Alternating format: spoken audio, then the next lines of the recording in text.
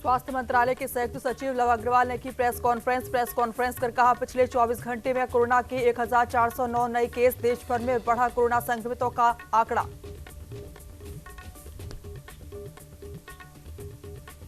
लखनऊ में यूपी के अपर मुख्य सचिव गृह अवनीश अवस्थी ने की प्रेस कॉन्फ्रेंस कर दी जानकारी। कहा, यूपी में अब तक 3204 तबलीगी जमातियों को किया गया क्वारंटीन।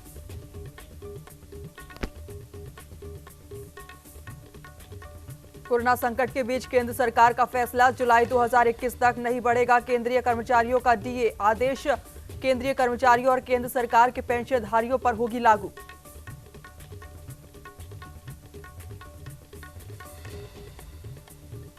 देश में कोरोना मरीजों की तादाद 21,353 के पार। अब तक कुल 681 लोगों ने तोड़ा दम, 4,257 लोग हुए ठीक।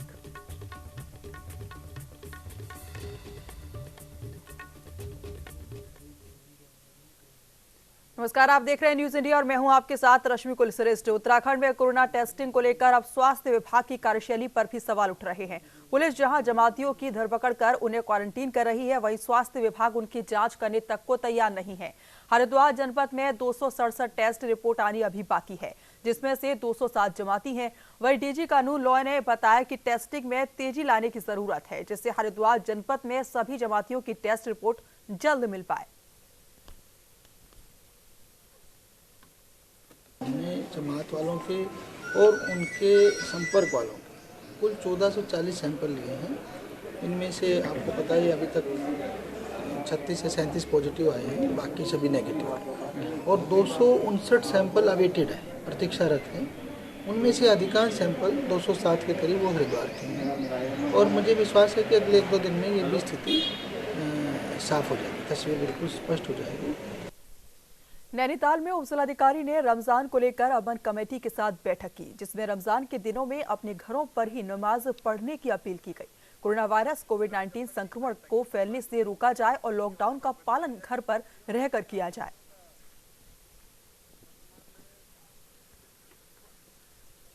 25 तारीख से रमजान की शुरुआत होनी है, उसको लेकर समस्त धर्म गुरुओं की एक पीस कमेटी की मीटिंग बुलाई गई थी और इसमें यह निर्देश दिया गया कि जो वर्तमान में जो कोरोना महामारी के संक्रमण के कारण जो लॉकडाउन चल रहा है और उसके संक्रमण को रोकने के लिए उसी के निर्देश जो दिए गए हैं उसी के अनुरूप कार्रवाई की जाएगी। तो ये बताया गया कि सभी लोग घरों से ही जो अपनी धार्मिक प्रक्रियाएं हैं उसका संपादन घरों में ही करेंगे और अनावश्यक रूप से कोई बाहर नहीं निकलेगा और न ही किसी नियम को तोड़ेगा।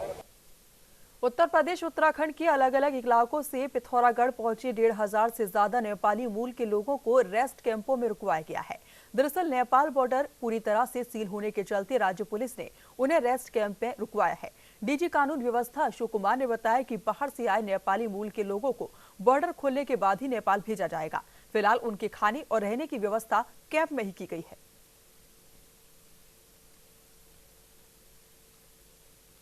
हजार लोग हैं जो देश के विभिन्न उनसे आए हैं यूपी के रास्ते, जो हमारा बॉर्डर यूपी है, और ये पिथौरागढ़ जनपद में ही जो सबको शेल्टर कैंप लगाए हुए हैं, इनके राहत शिविर, और वहीं पे इनको प्रॉपरली रुकवाया हुआ है, खाना पीने की व्यवस्था की गई है। और क्योंकि नेपाल ने बॉर्डर नहीं खोला तो इसलिए ये नहीं जा पा रहे। यूपी में बढ़ते कोरोना के मामले को लेकर यूपी सरकार ने कहा कि अब निजी अस्पतालों में कोरोना के इलाज का भुगतान सरकार करेगी। दरअसल आयुष्मान मुख्यमंत्री जन आरोग्य योजना के लाभार्थी न होने पर भी सरकार की ओर से भुगतान किया जाएगा। मुख्यमंत्री कोविड केयर फंड से निजी अस्पतालों को भुगतान करेगी। यहां तक कि डॉक्टर, पैरामेडिकल और संदिग्ध मरीजों के लिए हायर होटल का भुगतान भी सरकार की ओर से किया जाएगा।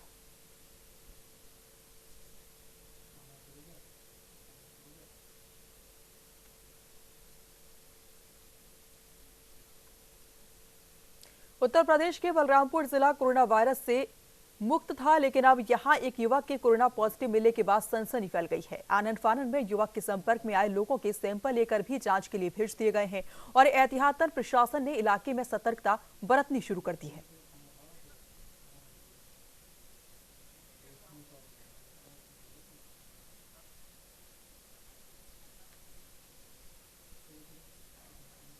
उत्तर प्रदेश के बागपत में इन दिनों लॉकडाउन के चलते यमुना नदी में रेत खनन बग्गियों से किया जा रहा है, लेकिन कोई भी अधिकारी इस पर कुछ भी बोलने को तैयार नहीं है। दरअसल पूरा मामला बड़ौत तहसील क्षेत्र के कोताना गांव का है, जहां पूरे देश में लॉकडाउन है, लेकिन यहां भारी संख्या में बुग्गियों से रेत खनन करके बड़ौत में लाया जा रहा था। ऐसे में सवाल उठता है कि लॉकडाउन के बीच रेत का खनन भी हो रहा है और रेत की बग्गियां को कैसे जाने दिया जा रहा है।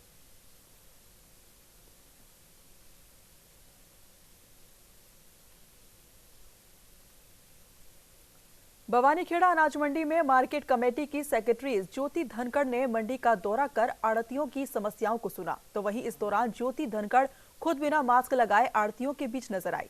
आड़तियों की समस्या को लेकर ज्योति धनखड़ ने जल्द ही समस्या का समाधान करने का आश्वासन दिया, तो वहीं क्षेत्र के गांव का भी दौरा कर बनाए गए कच्ची फसल खरीद केंद्रों का जायजा लिया।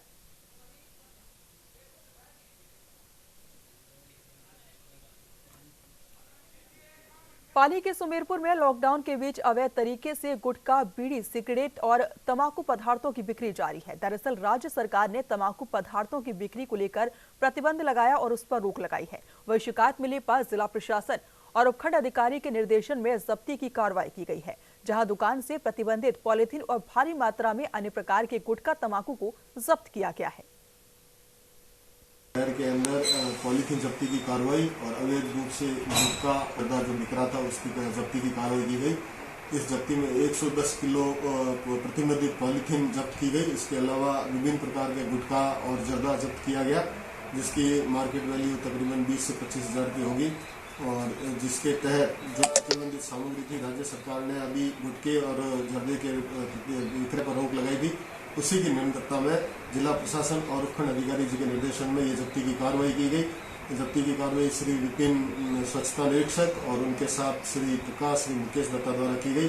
नगर पालिका द्वारा आज दोपहर बाद भी ये कार्रवाई अनिरवत जारी रहेगी और कल सुबह जिनके जो गोदाम और प्रतिष्ठान है उनकी हमारे द्वारा जानकारी हमें एकत्रित कर ली गई है और शायद सुबह इससे अधिक माल हमें जब्ती के रूप में मिले, क्योंकि कुछ लोगों द्वारा इन गुटखों का पॉलीथीन का अवैध रूप से भंडारण भी किया गया है और अब जाके हमें उनके अंतिम रूप से गोदामों की जानकारी प्राप्त हो चुकी है। राजस्थान के डीजीपी भूपेंद्र यादव उदयपुर से सड़क मार्ग से चित्तौड़गढ़ पहुंचे, जहां पर उन्होंने जिले के भातसोड़ा सदर थाना अंतर्गत सैंथी चौकी का निरीक्षण भी किया और उन्होंने फील्ड पर तैनात पुलिस के जवानों से मुलाकात की और ड्यूटी के दौरान आने वाली समस्याओं की जानकारी भी ली। इस दौरान डीजीपी भूपेंद्र यादव ने कहा कि वो लंबे समय से अलग अलग जगहों पर तैनात पुलिस के जवानों से मिल रहे हैं। ड्यूटी के दौरान पुलिसकर्मी अपना भी ध्यान रखें। कोरोना संक्रमण से जो भी परिस्थितियाँ हैं आप सब उनसे वाकिफ हैं। पुलिस है, स्वास्थ्य विभाग है, फूड एंड सिविल सप्लाईज है, जनरल सामान्य प्रशासन है, सभी के समन्वित प्रयासों से ही काम संभव है। एक टीम के तौर पे पूरे राज्य में सभी बेहतर काम कर रहे हैं, बढ़िया काम कर रहे हैं। आपका जो ज़िला है चित्तौड़ भाग्यशाली है, अभी संक्रमण से मुक्त है, इसलिए लॉकडाउन का जो प्रेशर है वो अलग किस्म का है यहाँ। लेकिन पूरे राजस्थान में सभी विभागों ने अपने तय बहुत बढ़िया काम किया, बेहतर प्रयास किया है। मेरा आने का उद्देश्य यही है कि जहाँ जहाँ कमियाँ हैं उन्हें दूर करें। कोई परेशानी हमारे साथियों को आ रही है ग्राउंड लेवल पर, कोई दिक्कतें हैं उनको हम दूर कर सकते हैं, उनको दूर करें। आपस में समन्वय सबका बना हुआ है या नहीं बना हुआ है उसको देख लें और कोई सुझाव आगे हम दे सकते हैं इम्प्रूव करने की, हम दे सकते हैं। खबर जयपुर के साबर कस्बे से है, जहां पर लॉकडाउन में भी लोग बेपरवाह बेवजह घरों से बाहर घूम रहे हैं, जिसके बाद साबर एसडीएम राजकुमार कस्बा खुद बाहर निकले और लोगों से समझाइश की। इस दौरान उन्होंने साफ किया कि मॉडिफाई लॉकडाउन का मतलब ये नहीं है कि लोग घरों से बाहर निकलने लग जाएं। ये एक तरह से लॉकडाउन ही है, लोगों को घरों से बाहर निकलने की इजाजत नहीं है। अगर लोग बेवजह बाहर घूमते दिखे तो कार्रवाई की जाएगी। अध्यक्ष महोदय द्वारा भी मुझे ये अवगत करवाया गया है कि मैंने उपाधीक्षक महोदय को फोन पर ये वार्तालाप की है और उनसे ये अपेक्षा की है कि वो पुलिस को थोड़े ज़्यादा एक्टिव करे और हम भी अपेक्षा उनसे बार बार यही कहते रहे कि आप अपनी नफरी बढ़ाए, अगर नफरी कम है तो, और हमें पूरा सहयोग प्रदान करें ताकि इस शहर को कोरोना मुक्त जो अब तक चला आ रहा है वो इसी भांति चलता रहे। दौसा के लालसोट पंचायत समिति में संभागीय आयुक्त केसी वर्मा और आईजीएस सेंगथिर पहुंचे, जहां पर पिछले कुछ दिनों से कोरोना पॉजिटिव मरीजों की संख्या 15 होने के बाद से लालसोट को हॉटस्पॉट बनाया गया है। वहीं संभागीय आयुक्त और आईजी ने लालसोट के नए अधिकारियों के साथ बैठक लेकर आवश्यक दिशा निर्देश भी दिए।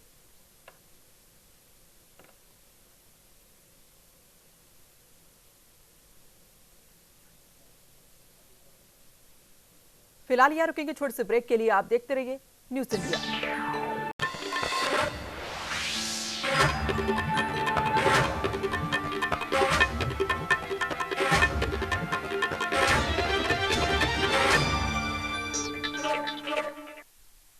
के बाद एक बार फिर स्वागत है आपका। बढ़ते अगली खबर की ओर। कोटा शहर के इलाके जहां पर अधिकांश मजदूर वर्ग रहता है, वहां पर अब राशन के साथ साथ आर्थिक संकट भी सामने आने लगा है। लोगों के घरों में राशन बीतने लगा है। वहीं खराब आर्थिक स्थिति के चलते ये लोग अब राशन भी नहीं खरीद पा रहे हैं। लोगों ने अपने घरों में दिखाया है कि किस तरह उनके आटे के पीपे, दालों के बर्तन, यहाँ तक कि सबसे जरूरी वस्तु नमक जैसी चीज भी खत्म होने लगी है। वही सरकारी इमदाद ऐसे लोगों तक पहुंचना दूर की कौड़ी बना हुआ है। इन लोगों के पास सरकारी राशन कार्ड तो है, लेकिन उन्हें चालू नहीं किया गया है। ऐसे में अब सरकारी राशन भी इन लोगों तक नहीं पहुंच पा रहा है। मजदूरों ने गुहार लगाई है कि उनके इलाकों तक प्रशासनिक अमला पहुंचे और उनकी सुध ले। कोरोना महामारी के चलते न सिर्फ बीमारियां आई है, वरन और चीजें भी आ गई। सबसे बड़ी बात भूखमरी। जी हाँ, कोटा के हम ऐसे इलाके में खड़े, ये बॉम्बे योजना, यहाँ का जो आलम है ये वो तबका है जो दिहाड़ी मजदूरी करता है, कोई घरों में काम करता है, कोई अस्पताल में चतुर्थ श्रेणी का काम करता है, खुली मजदूरी करने वाले। पिछले 1 महीने से ये लोग अपने जिंदगी जीने के लिए संघर्ष कर रहे हैं। इनके पास आज आलम यह है कि इनके घरों में जो राशन के डिब्बे हैं वो पूरी तरह से खाली हो गए। मैं आपको दिखाऊंगा किस तरह से यहाँ के घरों में राशन के डिब्बे खाली है। मैं अपने सहयोगी से कहूँगा एक बार मेरे साथ आके उन मकानों की हालत देखे जहाँ राशन के डिब्बे खाली है। ये सबसे बड़ी बात तो ये है कि इनको पूछने वाला कोई नहीं है। ये कहते हैं हमारे स्थानीय विधायक नहीं आ रहे, सरकार की तरफ से कोई सहयोग नहीं मिल रहा है, सरकार की तरफ से कोई आके ये सर्वे नहीं कर रहा है। राशन कार्ड होने के बावजूद भी इनको राशन नहीं मिल रहा है।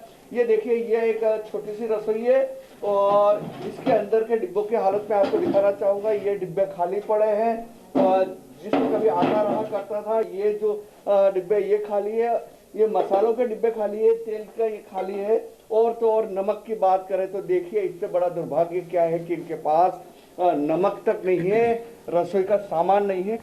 कुल मिला के कहा जाए तो इन लोगों के लिए इस वक्त कोरोना महामारी में सबसे बड़ी जो बात है वो जीवन यापन की। किस तरह ये अपने बच्चों के लिए दूध तो बहुत दूर की बात हो गई, 2 वक्त का खाना जुटाना इनके लिए काफ़ी मुश्किल हो गया। और इन लोगों की सबसे बड़ी बात यह है कि इनकी पीड़ा यह है कि स्थानीय जो नेता है, जो वोट के टाइम आते हैं, उनकी तरफ से कोई सुनवाई नहीं हुई। राशन नहीं मिल रहा है, जिन लोगों के राशन कार्ड है उनको भी नहीं मिल रहा है, और जिन लोगों के लिंक नहीं है राशन कार्ड, उनकी हालत बहुत खराब है। सरकार की तरफ से इनका कहना है कोई सुनवाई नहीं है, किसी तरह से भी यहाँ आके इनके हालचाल नहीं पूछ रही। ये खाली एक ही बस्ती, छोटी सी उदाहरण है, कोटा की बात करें तो कोटा में ऐसे कई बस्तियां हैं, कई इलाके हैं जहां पर इसी तरह का आलम है। लोग भूखे हैं, राशन नहीं पहुंच रहा है, और सरकारी इमदाद नहीं पहुंच रही है, और किसी भी तरह से इनको देखने वाला कोई नहीं है। देखा जाए तो महामारी से लड़ने के लिए ये तैयार है, किंतु भूखे पेट कब तक अपने बच्चों को देखेंगे, कब तक उन बच्चों को रोटियां मांगते हुए देखेंगे, दूध मांगते हुए देखेंगे। ये एक सवालिया निशान है। सरकार को इस तरफ कोई कदम उठाना चाहिए। सहयोगी हेमंत के साथ संजय दत्ता, न्यूज इंडिया, कोटा। राजस्थान के तोसा जिले में सिकरार क्षेत्र के एक लैब टेक्नीशियन के कोरोना पॉजिटिव मिलने के बाद करीब 1 दर्जन से भी अधिक गांव में कोरोना की दहशत हो गई है। कोरोना से बचाव के लिए ग्रामीणों ने दर्जनों गांव के आम रास्तों को कंटीली झाड़ियों, लकड़ियों, पत्थर और मिट्टी डालकर आम रास्ते और सड़कों को बंद कर दिया है। साथ ही कई जगहों पर युवाओं ने सड़क पर बैठकर गांव में बाहरी लोगों के घुसने पर भी रोक लगा दी है। हालांकि पुलिस प्रशासन को सूचना मिलने पर कई जगहों के रास्तों को खुलवा दिया गया है, लेकिन कई रास्ते अभी भी बंद हैं।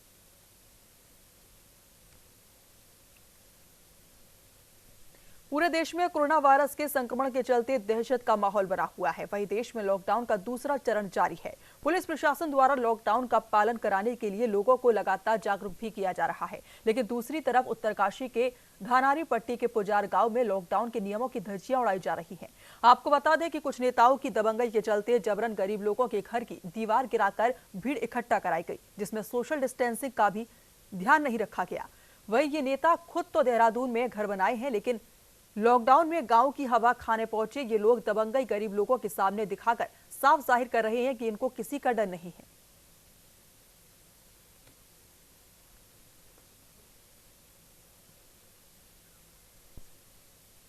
नैनीताल के भूमिया धार में अनियंत्रित ट्रक 300 फीट गहरी खाई में जा गिरा, जिसमें 2 लोग गंभीर रूप से घायल हो गए। घायलों को पुलिस और स्थानीय लोगों के द्वारा खाई से बाहर निकालकर 108 की मदद से हल्द्वानी के हायर सेंटर भेजा गया।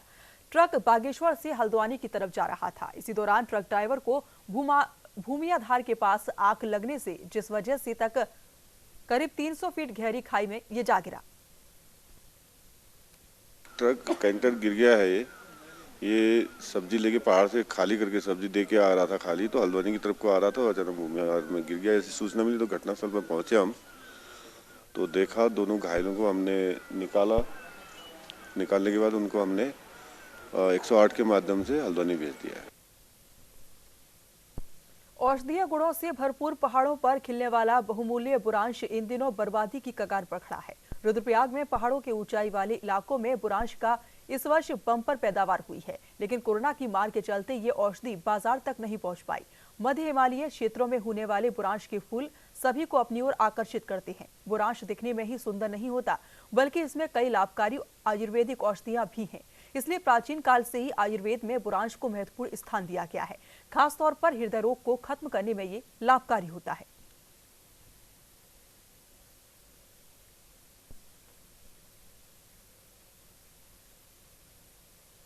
सरकार से ये निवेदन है कि जो जंगलों में हमारी ये करोड़ों की संपदा जो नष्ट हो रही, इसके लिए हम जैसे नौजवानों के लिए सर्वप्रथम प्रशिक्षण की व्यवस्था की जाए, जिससे कि हम लोग इसके बारे में कुछ सीख पाए और अपने लिए खुद रोजगार स्थापित कर सके। हिमालयी क्षेत्रों में करीब 1500 मीटर की ऊंचाई पर बहुतायत मात्रा में बुरांस का पेड़ पाया जाता है, और जो बुरांस के फूल होते हैं जो इस पेड़ पर खिलते हैं, उससे बड़े पैमाने पर स्थानीय जो व्यवसायी हैं वो जूस उत्पादन करते हैं, और उससे इनकी एक तरह से आजीविका भी चलती थी। तो इस बार जो लॉकडाउन हुआ है उसके चलते सबसे बड़ा जो नुकसान हुआ है उन व्यवसायियों को हुआ है जो बुरांस से जूस बनाते थे। क्योंकि लॉकडाउन के चलते अभी तक ये स्थिति बनी हुई है, जितने भी यहाँ पर हमारे पहाड़ी क्षेत्रों में बुरांस खिला हुआ है वो पेड़ पर ही बर्बाद हो गया है। दूसरा जो बुरांस है हमारा, उससे जो हमारे हृदय रोग संबंधी है, इसके अलावा जो ब्लड प्रेशर है, इसके अलावा जो किडनी है, तमाम तरह के जो रोग होते हैं मानव शरीर के अंदर, तो उसके लिए भी फायदेमंद माना जाता है बुरांस का जूस। तो औषधीय गुणों से भी भरपूर इसे माना जाता है, लेकिन इस बार बहुत बड़ा नुकसान स्थानीय लोगों को भी हुआ है। जो लोग बुरांस का जूस खरीदना चाह रहे थे, अब मार्केट में उनको बुरांस का जूस नहीं मिल पा रहा है। उत्तराखंड के लक्सर कोतवाली क्षेत्र के गढ़ी संघीपुर गांव में 14 अप्रैल को दिन दहाड़े एक युवक की गोली मारकर हत्या मामले में पुलिस ने एक और आरोपी को गिरफ्तार किया है। गौरतलब है कि 14 अप्रैल को गढ़ी संघीपुर गांव में दिन दहाड़े एक युवक की गोली मारकर हत्या की गई थी। इस मामले में पुलिस ने एक आरोपी को गिरफ्तार कर लिया था, जबकि दूसरा फरार चल रहा था, जिस पर पुलिस ने शिकंजा कसते हुए धर दबोचा।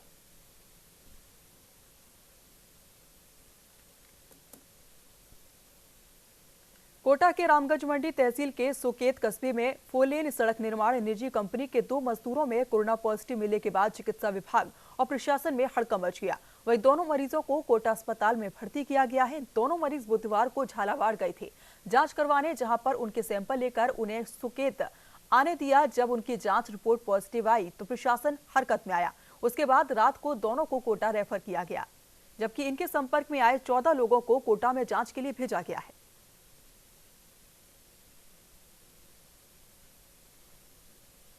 राजस्थान के दौसा लालसोट में कोविड-19 के पॉजिटिव मामले बढ़ने को लेकर जिला कलेक्टर अविचल चतुर्वेदी ने पुलिस थाने पर बुधवार की शाम अधिकारियों की बैठक लेते हुए आवश्यक दिशा निर्देश दिए। उन्होंने अधिकारियों को इस बीमारी से बचाव को लेकर आवश्यक प्रबंध किए जाने सहित अन्य निर्देश भी दिए। आपको बता दें कि बैठक में अतिरिक्त जिला कलेक्टर लोकेश कुमार मीणा, अतिरिक्त पुलिस अधीक्षक अनिल सिंह चौहान, एसडीएम लालसोट जेपी गुर्जर सहित ब्लॉक स्तरीय अधिकारी मौजूद रहे।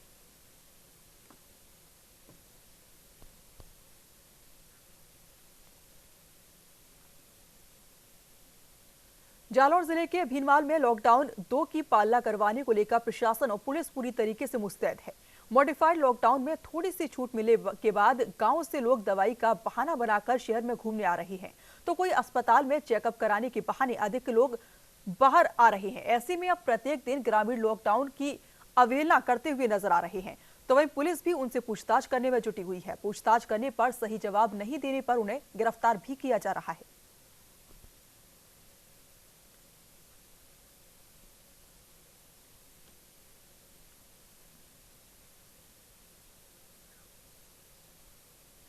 बीकानेर के सूटसर कस्बे समेत यहां क्षेत्र के गांव में लगातार बूंदाबांदी का दौर जारी रहा। यहां आसमान में बादल छाए रहे और रुक रुक कर बारिश होती रही।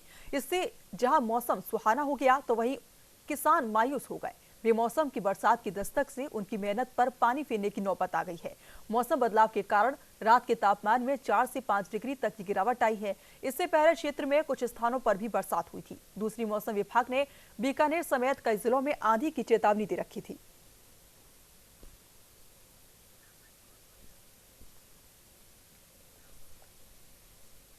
यूपी के रामपुर में दिन दहाड़े 2 पक्षों में पथराव और फायरिंग हो गई, जिसमें करीब आधा दर्जन लोग घायल हो गए। घटना अजीमनगर थाना क्षेत्र के रतनपुरा शुमाली गांव की है। जानकारी के मुताबिक विवाद खाली पड़े प्लॉट में ग्रामीणों के बैठने को लेकर हुआ था।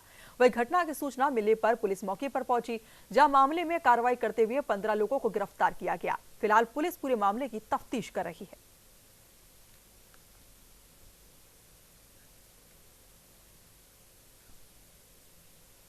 हरदोई के थाना अरवल इलाके में 3 दिन से लापता युवक कुलदीप कश्यप का शव मिलने से सनसनी फैल गई, जिसके बाद मौके पर पहुंचे पुलिसकर्मियों ने शव को पोस्टमार्टम के लिए भेज दिया। दरअसल 3 दिन से युवक कुलदीप कश्यप लापता था, जिसकी सूचना परिजनों ने अरवल थाने में दी थी। फिलहाल परिजनों ने हत्या कर शव नदी में फेंके जाने की आशंका जताई है और पुलिस ने मामले की जाँच शुरू कर दी है।